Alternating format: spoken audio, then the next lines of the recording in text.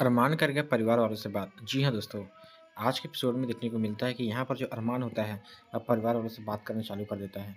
क्योंकि अब अरमान को पता लग गया होता है कि आखिर ये जो इसकी माँ है, इसने बहुत बड़ा खेल कर दिया है। यहाँ पर अरमान को ये बात पता चल जाती है कि यहाँ पर उसकी माँ क्या करती है चालाकी, कि यहाँ पर जो अवीर को मरवाने की कोशिश करती है क्योंकि उसका एक्सीडेंट करवा दी होती है। क्यों करवाते हैं एक्सीडेंट?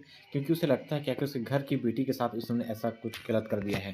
तो ये सारी बातें कहीं न कहीं झूठी होती है। इस बात का अंदाज़ा अरमान को भी नहीं होता है। बट अब सच पता चल चुका है तो अरमान क्या कदम उठाएगा ये तो हमको आगे देखने को ही मिलेगा।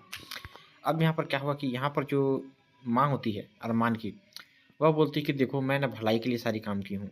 तुम लोग को लग रहा हो कि मैं गलत कर रही हूँ, लेकिन तुम लोग सोचो ज़रा, अगर तुम लोग के घर की इज़्ज़त लुटाइए, कुछ करेगा तो तुम लोग को कैसा लगेगा? आप लोग खुद सोचो ना। तो मैं इस कदम को उठाने के लिए मजबूर हुई थी और आप लोगों को लगता है कि मैं ऐसा काम कर रही हूँ, लोगों को परेशान कर रही हूँ, लेकिन ऐसा मेरा मकसद बिल्कुल भी नहीं था। लेकिन अरमान बोलता है सोचिए आप लोग ऐसे कर दें तो अभीरा को कितना बुरा लगा होगा। उसे इतना बुरा लग गया है ना कि वो मुझसे बात नहीं करना चाहती है और वो हमारा केस लड़ने वाली है और यहाँ तक कि अभीरा भी अब डिसीज़न नहीं ले पा रही है कि आखिर उसे करना क्या है। इस डिसीज़न के पीछे बहुत बड़ा खेल हो सकता था, लेकिन तुम लोगों ने सारा खेल बिगाड़ दिया है। तो सारी बातें अरमान यहाँ पर कहता है।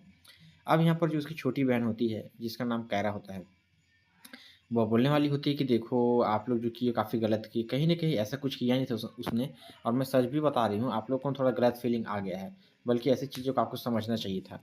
तो यहाँ पर सारी बातें समझाती है और बोलती है अपने भैया से। अब यहाँ पर क्या करता है, एक लड़का रहता है जिससे वो लड़की बात करती हुई रहेगी, उसको बोले कि देखो तुम यहाँ पर आए हो बढ़िया किए हो, लेकिन तुम यहाँ पर आके किसी को उल्टा-सीधा कहोगे, क्या हमारा परिवार सहेगा इस चीज़ को? नहीं सह सकता है ना, तो तुम ऐसे बातें मत किया करो ना, मैं ये बात तुमको बताना चाहता हूँ, तुम इस बात को समझो तो एटलीस्ट। तो ऐसा टाइप का बात बोल देता है। अब यहाँ पर जो मनीष जी होते हैं, उस लेटर को और उस एक्सीडेंट की रिपोर्ट को देखते हैं तो वो काफ़ी गुस्से में रहते हैं और बोलते हैं मैं ऐसे परिवार में अपनी बेटी को नहीं भेजूँगा, जहाँ पर घर वाले को ही मारने के लिए उतर जाए और दोनों परिवार में कहीं न कहीं लड़ाइयाँ कुछ ऐसी ही चल रही है, जो दोनों परिवार में लड़ाइयाँ और दरार ले आ रही है। अब यहाँ पर जो होता है आर्यन, ये अपने भैया से बात करता है। बोलता है कि भैया आप देखो ना ये सब क्या-क्या कर रहे हैं, आप लोग बताइए आप लोग क्या करना चाहिए हमें? आप लोग नहीं बताएँगे तो कौन बताएगा हमें? आप ही पर तो हमें भरोसा है पूरा। तो इस टाइप का कहीं न कहीं आर्यन ऐसी-ऐसी बातें कर देता है। सोचिए दोस्तों ये छोटा बच्चा होकर ऐसी बातें कर रहा है, ये कैसा टाइप का है? आपको तो कैसा लग रहा है? अब यहाँ पर सारी बातें करते हैं, मजबूरी में हम लोग सारी डिस्कशन वगैरह करते हैं, लेकिन इनका जो प्लान है ना कहीं न कहीं फेल नज़र आता हुआ रहेगा। अब यहाँ पर जो अभीरा होती है, मनीष जी के पास जाती है, जो कि उसके पापा होते हैं उनके पास जाती है, बोलती है कि देखिए पापा आप ना ऐसा बातें मत बोला करिए। मुझे पता है कि आखिर गलतियाँ हुई हैं, लेकिन इसका मतलब ये नहीं है कि हम उसे इतनी बड़ी सज़ा दे दें, क्योंकि हमें भी थोड़ी-मोड़ी दयालुपन तो रखना ही पड़ेगा ना, दयालुता हमें तो रखना ही पड़ेगा ना। और ऐसा नहीं करते तो हम लोग फिर इंसान थोड़े हैं हम लोग।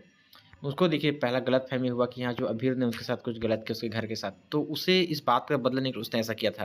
लेकिन मनीष जी बोलते हैं, "देखो बेटी अभीरा, तुम्हें पता है ना कि पहले तुम्हारे साथ इन्होंने क्या किया था? तुम्हें ना उन लोगों ने घर से भगाया था, तुम्हें झूठ में रखा हुआ था। तुम इस बात को अब रियलाइज़ नहीं करोगे तो कब करोगी? तुम इतनी मासूम हो चुकी हो, तुम्हें बिल्कुल भी अंदाज़ा नहीं कि तुम्हारे साथ क्या-क्या हो चुका है।" तो सारी बातें मनीष जी कहते हैं अभीरा से, पर अभीरा बोलते हैं कि नहीं, आप बात जो बोल रहे हैं गलत बोल रहे हैं। मैं जानती हूँ ऐसी हो सकती हैं, लेकिन ऐसे थोड़ी कि कुछ भी कोई आके हमें कह दे, हम सह लेंगे सारी बातों को।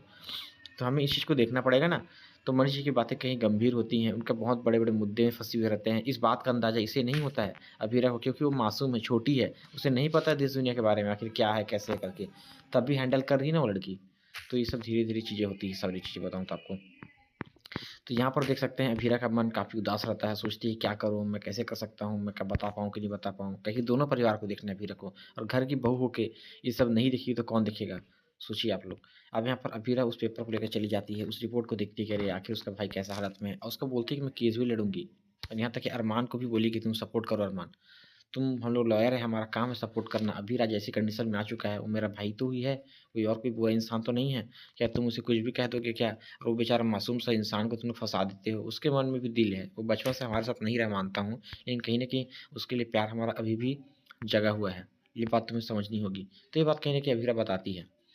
तो अब यहाँ पर क्या होगा कि अब देखिए क्या होगा, कैसे डिस्कशन वगैरह होगा, कैसे फिर सिचुएशन हैंडल करेगी, तो ये तो हमें आगे आकर पता चलने वाला होगा। तो दोस्तों आप हमारे चैनल से बने रहिएगा, हम आपको ऐसे ही एपिसोड्स वगैरह की रिव्यू और अपडेट देते रहेंगे हमारे चैनल पर। जी हाँ दोस्तों, धन्यवाद, tata bye bye, see you soon.